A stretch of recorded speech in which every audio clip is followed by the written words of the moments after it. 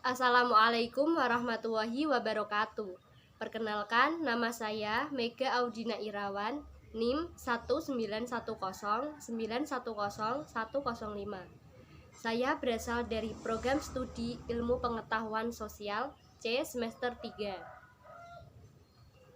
Dalam kesempatan kali ini, saya akan memberikan sedikit sudut pandang mengenai Omnibus Law Undang-Undang Cipta Kerja yang sempat ramai dibicarakan. Penugasan ini saya buat untuk memenuhi tugas dasar-dasar ilmu politik yang diampu oleh Bapak Yusuf Falak. Yang pertama, apa sih yang dimaksud dengan cipta kerja? Cipta kerja sendiri adalah upaya penciptaan kerja yang melalui usaha, kemudahan, perlindungan, dan pemberdayaan atau usaha mikro, kecil, dan menengah.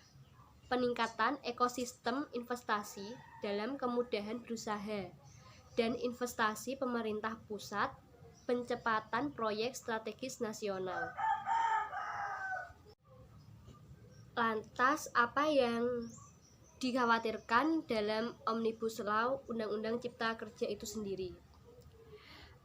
Ada kekhawatiran pembentukan Omnibus Law yang menimbulkan masalah baru, karena metode ini lazimnya diterapkan di negara-negara yang bersifat common law.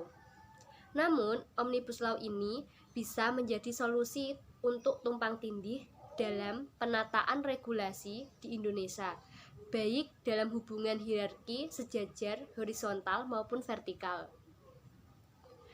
Pada dasarnya ada persoalan konflik antara penyelenggaraan pemerintahan yang saat ini melakukan inovasi atau kebijakan yang kemudian berbenturan dengan peraturan perundang-undangan.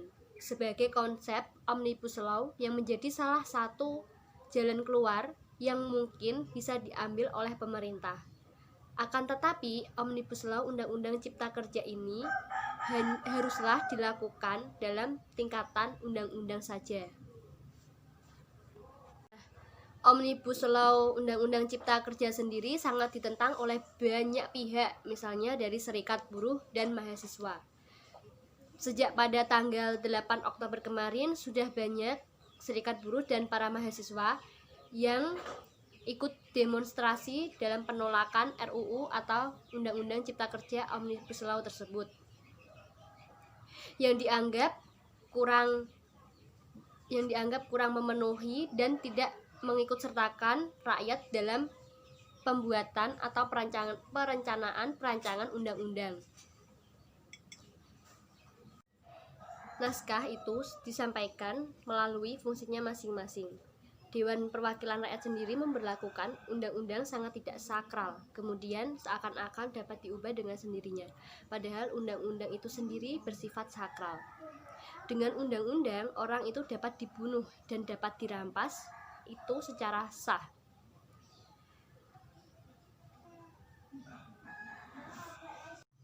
Pada Dewan Kepemerintahannya sendiri melakukan omnibus atau membuat undang-undang cipta kerja Omnibus Law sendiri itu dengan disinformasi atau diskomunikasi.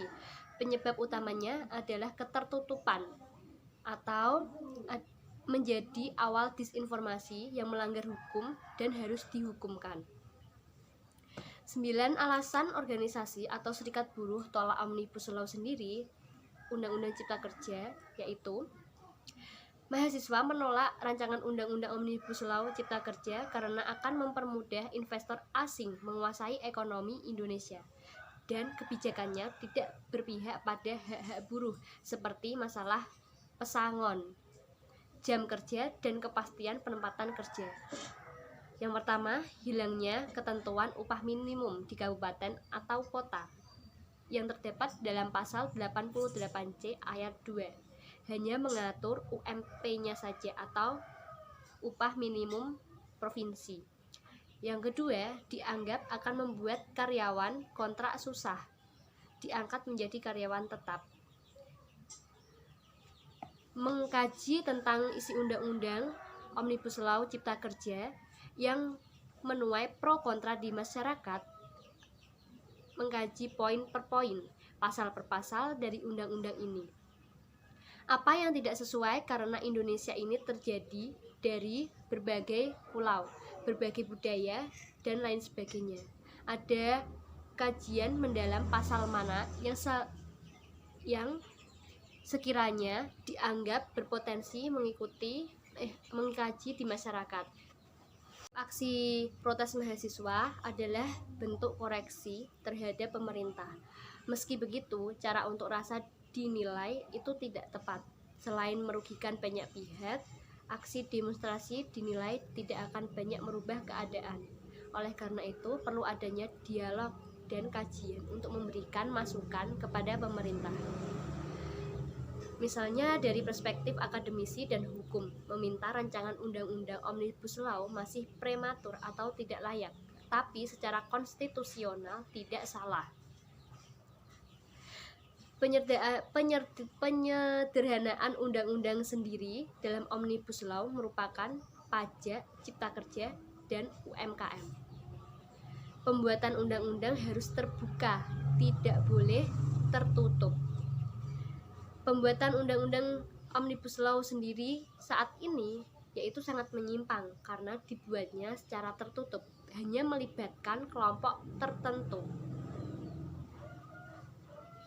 Dalam Omnibus Law Undang-Undang Cipta Kerja sendiri tidak mempermasalahkan tentang investor, bukan biaya tenaga kerja di Indonesia mahal atau investor tinggi, tapi karena adanya korupsi yang hingga saat ini masih menjadi permasalahan bagi bangsa Indonesia sendiri.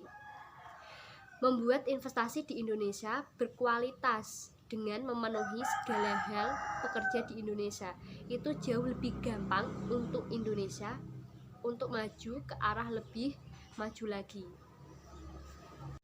Rancangan Undang-Undang Cipta Kerja sendiri cenderung fokus pada tujuan peningkatan ekonomi, sehingga mengabaikan peningkatan kompetensi sumber daya manusia. Dalam rancangan undang-undang ini terdapat kesan bahwa pemerintah hanya mempertimbangkan aspek ekonomi, sedangkan aspek lain seperti sosial dan lingkungan tidak menjadi perhatian.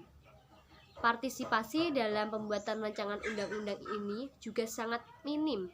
Padahal partisipasi merupakan aspek penting dalam penyusunan peraturan perundang-undangan yang mengikuti kepentingan masyarakat luas. Oleh karena itu, rancangan Undang-Undang Cipta Kerja perlu ditarik kembali oleh pemerintah karena membutuhkan penyusunan ulang dengan melibatkan berbagai unsur masyarakat yang ada di dalamnya. Nah, seingat saya, B.J. Habibie pernah berkata bahwa yang terpenting dari suatu pekerjaan adalah pengecekan berulang-ulang agar memastikan sejauh mana pekerjaan tersebut tepat sasaran. Oleh sebab itu, di perusahaan-perusahaan ada yang dinamakan dengan istilah quality control. Memberikan kepercayaan kepada bawahan memang benar, tetapi tidak dibenarkan apabila atasan tidak mengecek apa yang telah dilakukan bawahannya. Nah, dalam pemerintahan saat ini yang saya ketahui itu pengecekan hanya dilakukan secara random, bukan dicek satu persatu.